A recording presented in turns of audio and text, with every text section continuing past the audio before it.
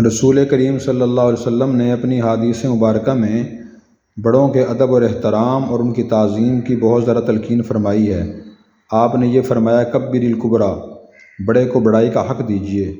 اسی طرح آپ کی یہ بھی سنت ہے، اگر لوگ اکٹھے چل رہے ہوں، اس میں چھوٹے بھی ہوں بڑے بھی ہوں، چھوٹا پیچھے چلے بڑا آگے چلے۔ اسی طرح آپ کی یہ بھی سنت ہے کہیں کھانا اکٹھے کھا رہے ہوں تو پہلے بڑے سے شروع کرایا جائے کہ بڑا کھانا پہلے شروع کرے۔ قرآن کریم میں بھی اللہ نے فرمایا یا ایھا الذین آمنوا لا تقدموا بین یدی اللہ ورسولہ واتقوا اللہ، اے ایمان والو اللہ اور اس کے رسول سے آگے نہ بڑھو، اللہ سے ڈرو۔ یعنی جہاں اللہ اور رسول کا حکم آ جائے تو آدمی اس کو مقدم کرے کیونکہ وہ بڑے ہیں۔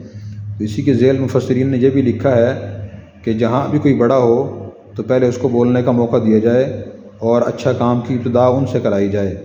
آج کل ہمارے معاشرے میں بڑوں کی بے ادبی بہت عام ہو گئی ہے، اس لیے میں نے سوچا کہ ایک کلپ ریکارڈ کروں اور آپ کو بتاؤں کہ بھی بڑوں کی تعظیم کرنا یہ بھی اسلام کا حکم ہے۔ اللہ تعالی ہمیں عمل کرنے کی توفیق عطا فرمائے۔